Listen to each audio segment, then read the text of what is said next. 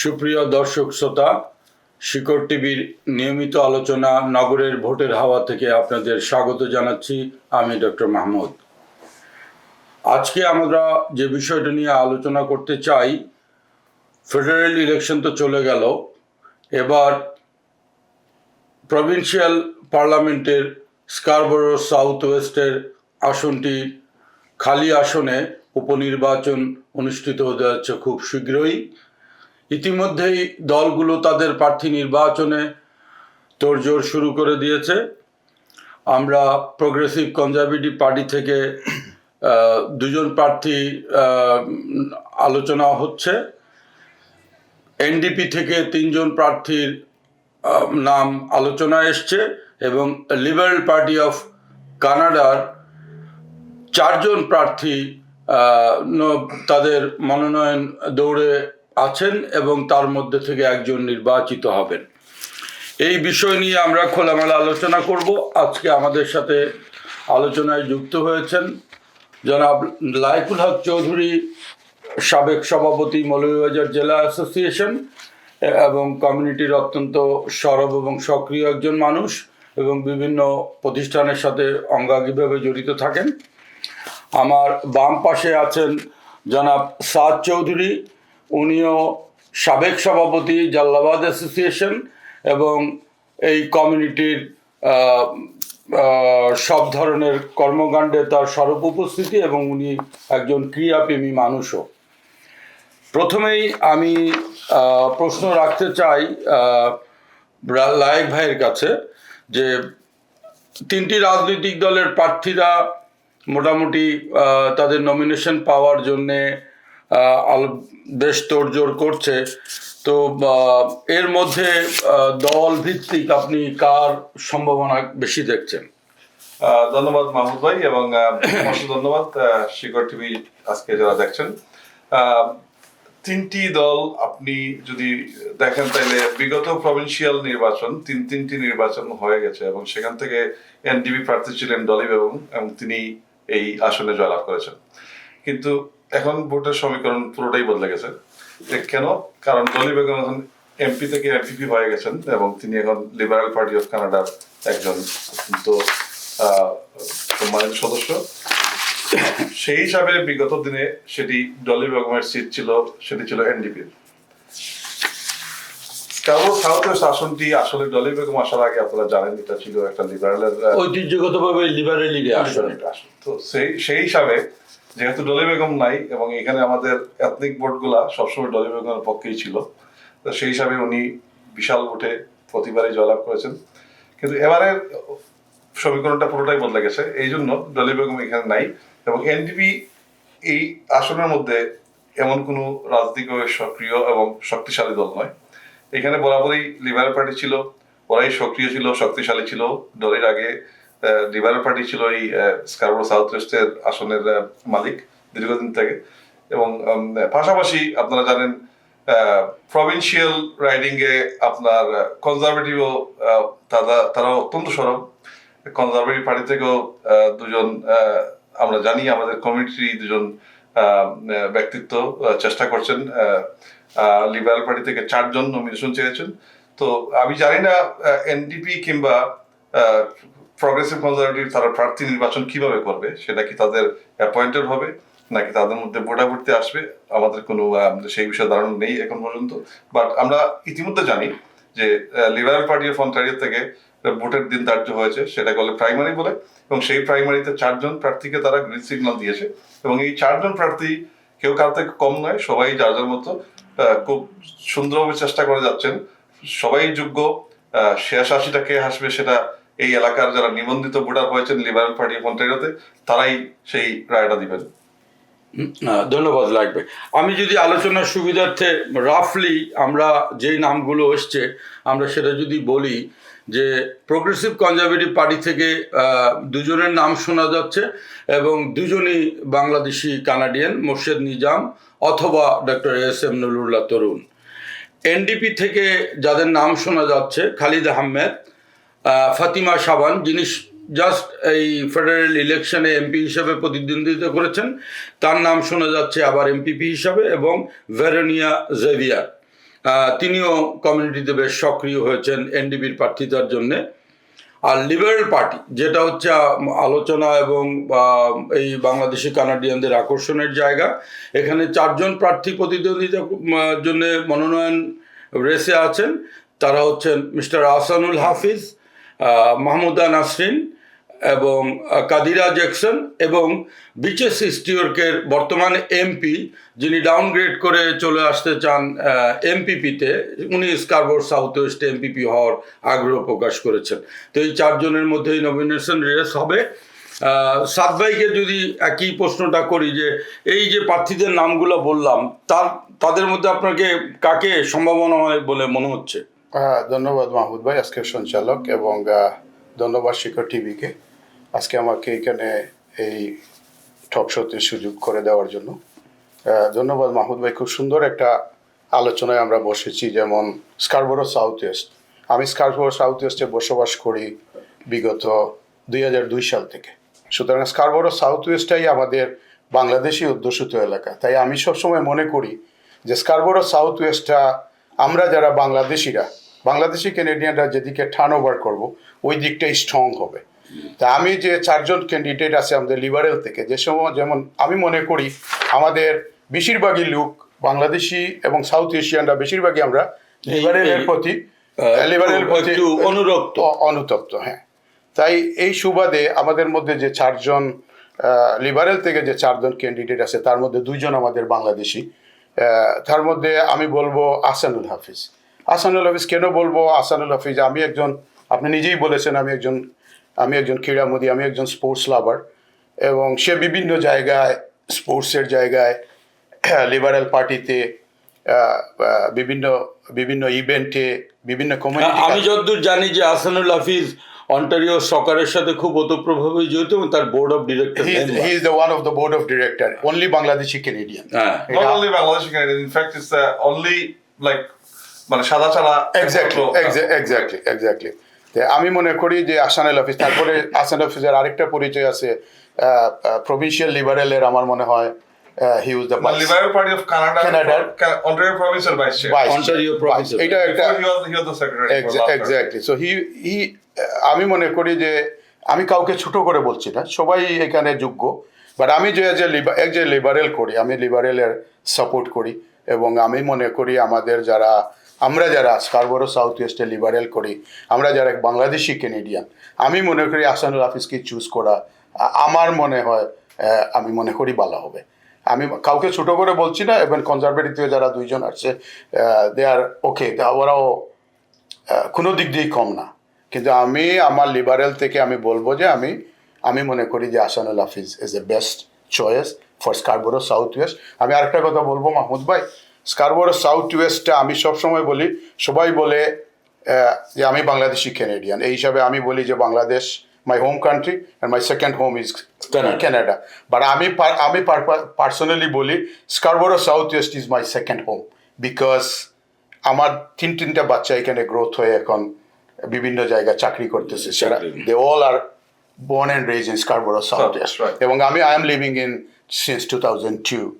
So আমি মনে করি এই জন্য আমি স্কারবোরো সাউথ ওয়েস্টই খুব ভাবি, এবং যখনই বাংলাদেশি কমিউনিটি কোনো মেইন স্ট্রিমে আসে আমরা চাই স্কারবোরো সাউথ ওয়েস্টের বাংলাদেশিরা একজন সুন্দর প্রতিনিধি আমরা মেইন স্ট্রিমে দিই। যেভাবে আমরা ডলি বেগম কিন্তু যখন এনডিপি থেকে সে নমিনেশন নিয়ে আসলো 2018 সালে, আপনি নিজে জানেন মাহমুদ ভাই, লাইক চৌধুরী আপনি নিজেও জানেন, আপনার এলাকার মেয়ে সে আসার পর থেকে আমরা কিন্তু সব বাংলাদেশি ক্যানেডিয়ানরা আমরা ওর প্রতি একটা দলমত নির্বিশেষে ওকে নিয়ে আমরা কাজ করেছি, এবং এরপর থেকে সে সেক্ষেত্রে কিন্তু ডলি বেগম সে যোগ্যতা নিয়ে এসেছে। Even though she was very young, কিন্তু তার কিন্তু সেই একটা যোগ্যতা ছিল, সে কমিউনিটি ইনভলভমেন্ট ছিল আগে। কিন্তু আমি ইভেন হাইড্রো নিয়ে যে সেই ক্যাম্পেইনটা ছিল, ইট ওয়াজ very good and it was like very impactful towards the community.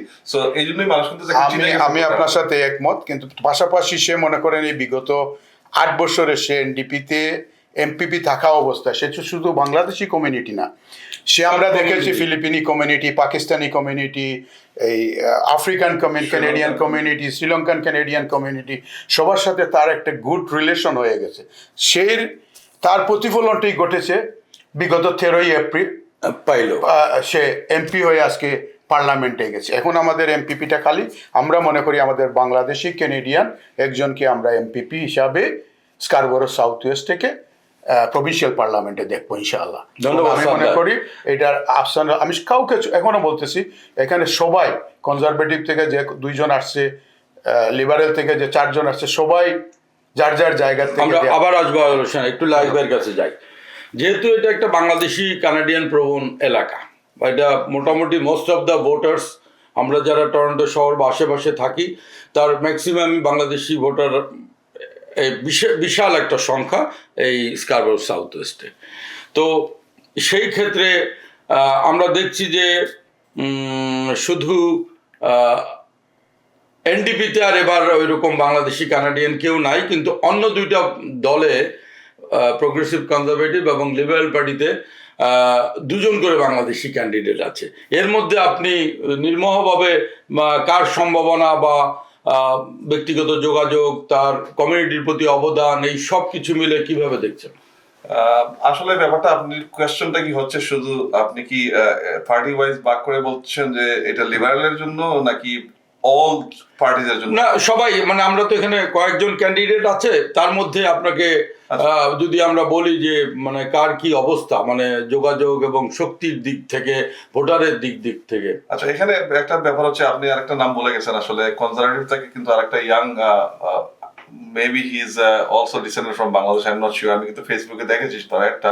আচ্ছা। তো আসলে এখানে 3য় ক্যান্ডিডেট আছে, কিন্তু আসলে আমরা যা দেখছি এখন, আমি কনজারভেটিভের ব্যাপারটা নিয়ে বলি, কনজারভেটিভ কিন্তু এই বিগত কিছুদিন আগে কিন্তু ওদের বিশাল 2টা ক্যাম্পেইন হয়ে গেছে এই রাইডিং এর মধ্যে, এবং they are also looking to grab this seat.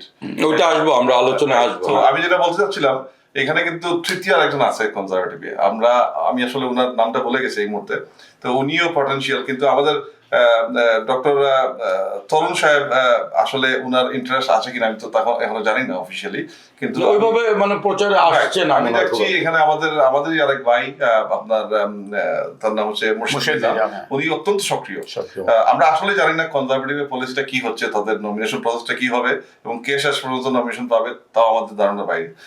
কিন্তু যেটা লিবারেলের সাইডটা হচ্ছে, লিবারেলে আপনার এই মুহূর্তে 4 জন ক্যান্ডিডেট আছেন, সবাই যার যার অবস্থান থেকে অতিযোগ্য।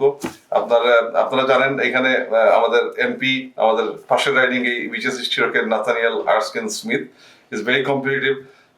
উনি উনার এফোর্ট দিচ্ছে কমিউনিটিতে, উনি সবার সাথে সক্রিয়ভাবে অংশগ্রহণ করছে এবং যোগাযোগ করার চেষ্টা করছে, এবং উনার পক্ষেও কিছু আমাদের বাংলাদেশি অনেকেই প্রচারণায় আসেন, এমন না যে ওনার পক্ষে নাই। একতরফাভাবে আমরা হাফিজকে চাচ্ছি বা ওনার মাহমুদুল নাসরি উনি আছেন, ওনার তো সবার পক্ষেই সাপোর্ট কম বেশি আছে।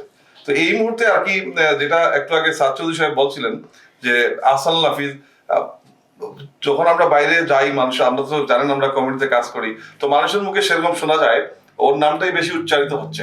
তো মনে হচ্ছে, আমি জানি না এখনো, end of the day it all decided by the voters. specifically 9th of May. আমি এটা আরেকটা জায়গায় যাবো যে মাহমুদ ভাই, আমার কাছে একটু মনে হয় যে এই যে বিশেষ ইস্টিওর থেকে এমপি থেকে উনি এমপিপি হবে, এটা আমার কাছে কেমন মনে হয়, আপনার কাছে কেমন মনে হয়? আমি জিনিসটা খুব, আমার কাছে মনে হয় যে উনার পার্সোনাল কোনো ইন্টারেস্ট নিয়ে উনি আপার থেকে লয়ারে যাচ্ছে।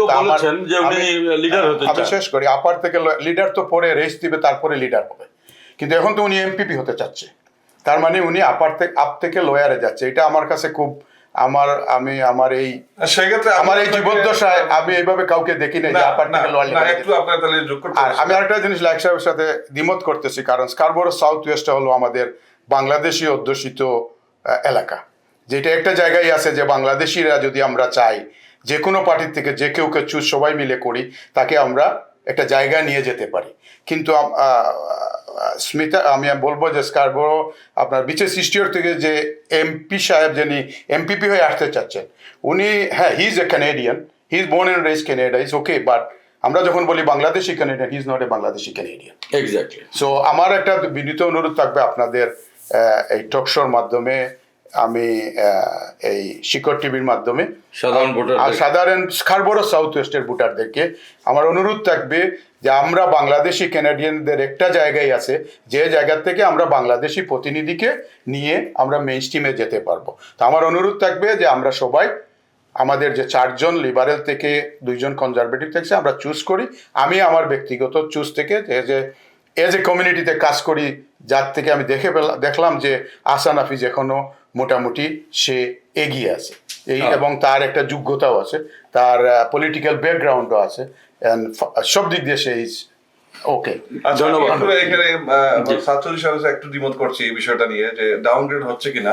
আসলে আপনারা জানেন বর্তমানে ব্রাম্পটনের মেয়র প্যাট্রিক ব্রাউন কিন্তু কনজারভেটিভ পার্টির একজন ব্যাকবেঞ্চার এমপি ছিল।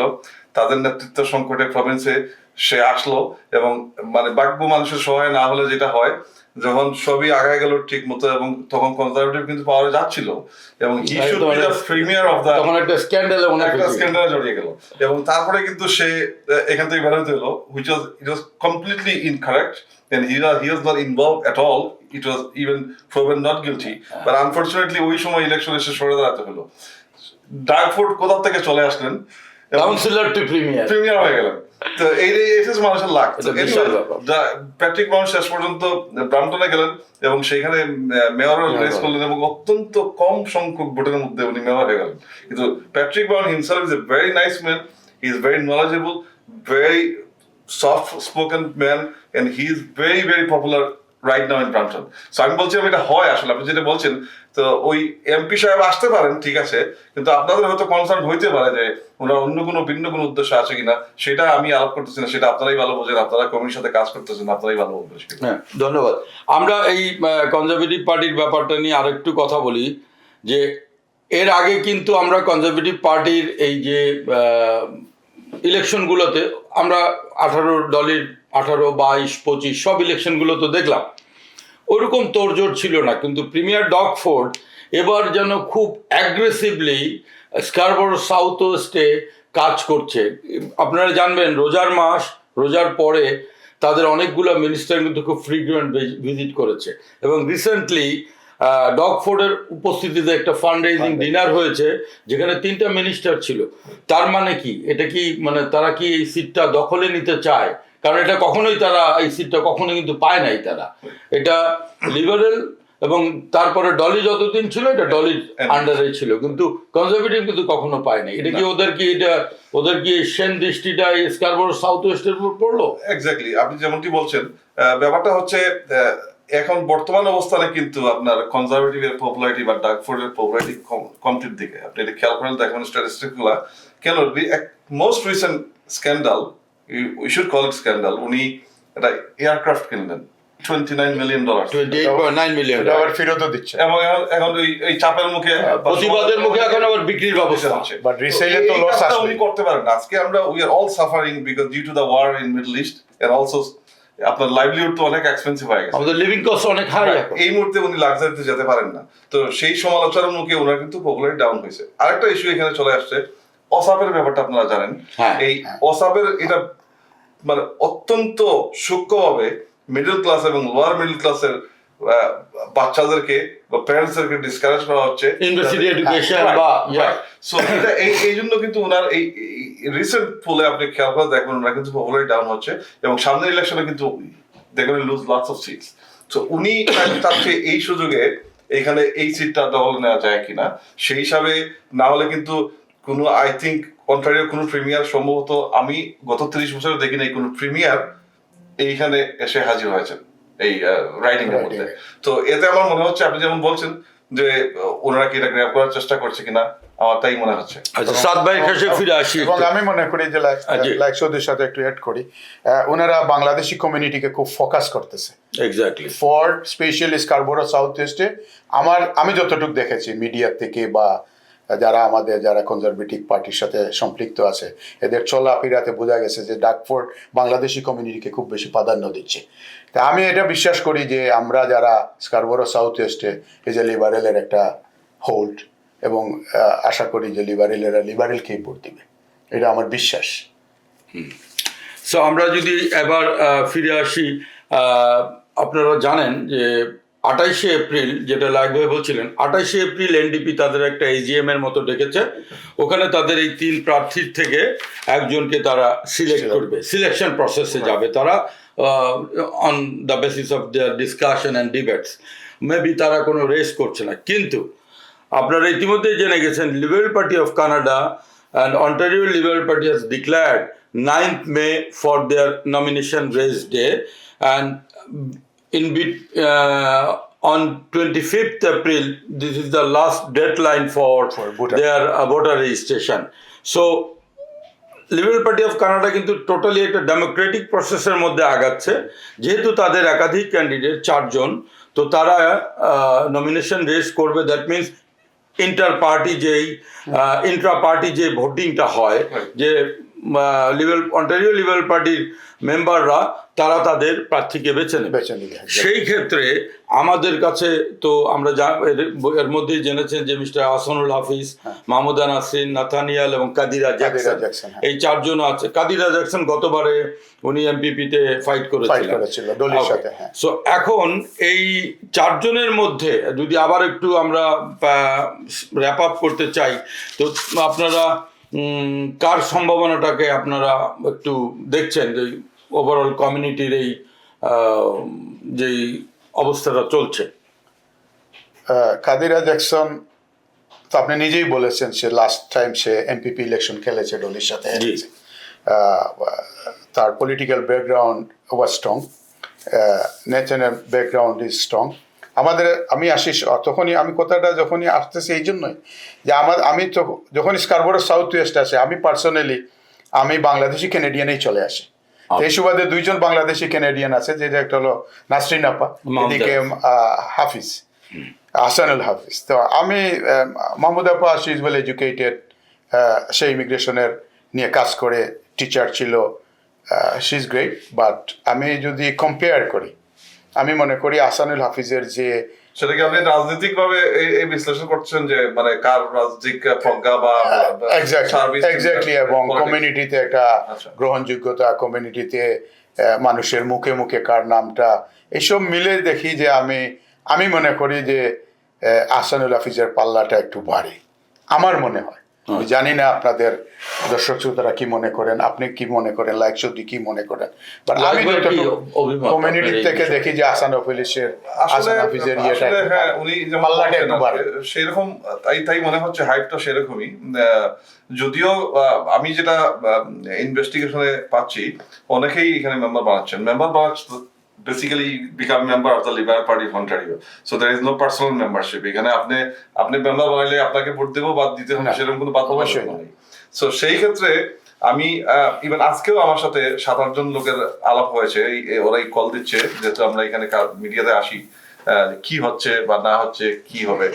তো ওনারাই বলতেছে এখন বেসিক্যালি যেখানে কমিউনিটির যে রেসপন্স, সে কমিউনিটির রেসপন্স অনুযায়ী ওরা সবাই আগাবে। তো সেই ক্ষেত্রে ওনার সাথে আমি কিছুটা একমত। অবশ্যই মনে হচ্ছে আহসানুল হাফিজ সাহেব একটু এগিয়ে আছেন, but Mahmuda Nasrin, she is also very qualified, as you said, as you mentioned, and no matter what you say, Nathaniel Smith is a long-time veteran politician. He's been serving in the community, even though not this community, but the next riding for last 10-11 years. He's a good politician. He's a barrister himself. He knows the whole politics, how it's going, and how he's going to play the role. But এখন end of the day কে বেশি motivate করতে পারবে এই কমিউনিটিকে, বিশেষ করে এই ভোটে কিন্তু বেসিক্যালি কমিউনিটির লোকজনই বেশি যাবে এখানে। বেসিক্যালি আমরাই বেশি ইন্টারেস্টেড, মানে আমাদের এথনিক ব্যাকগ্রাউন্ড যাদের আছে সেটাই ইন্টারেস্টেড বেশি। তো শুধু দর্শক, আপনারা আমাদের এই আলোচনাটা দেখলেন। আমরা 9 তারিখ পর্যন্ত আমাদের অপেক্ষা করতে হবে কে হবেন লিবারেলের এমপিপি প্রার্থী, আর আমরা 28 তারিখেই হয়তোবা জেনে যাব এনডিপির সম্ভাব্য প্রার্থী।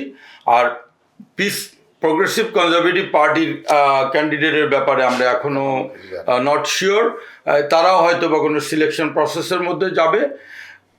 তো আমরা আশা করি যে আমরা একটা সুন্দর নির্বাচন দেখতে পাবো, প্রতিদ্বন্দ্বিতাপূর্ণ নির্বাচন দেখতে পারবো, এবং যিনি প্রার্থী হন আমরা তার জন্য আমাদের শুভকামনা থাকবে। ধন্যবাদ লাইকুল হক চৌধুরী, ধন্যবাদ সাদ চৌধুরী, ধন্যবাদ। এবং যারা শিকড় টিভি দেখছেন বা দেখবেন আপনাদের সকলকে আবারও ধন্যবাদ জানিয়ে আমরা অনুষ্ঠান এখানেই শেষ করছি।